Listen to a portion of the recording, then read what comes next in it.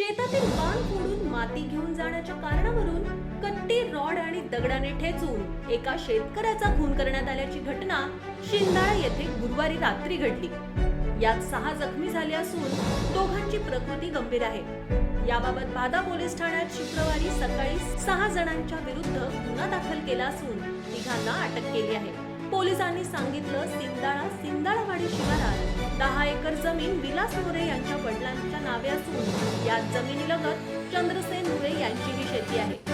ते 2 दिवसांपासून शेतातील माती जेसीबीच्या साहाय्याने काढून ट्रॅक्टरमध्ये घेऊन जात होते। दरम्यान गुरुवारी रात्री यातून मोरे आणि मुळे यांच्यात वाद झाला। सामायिक बांध फोडून माती नेण्यावरून विलास व्यंकट मोरे यांच्यासह कुटुंबातील काहींनी त्यांना जाब विचारला।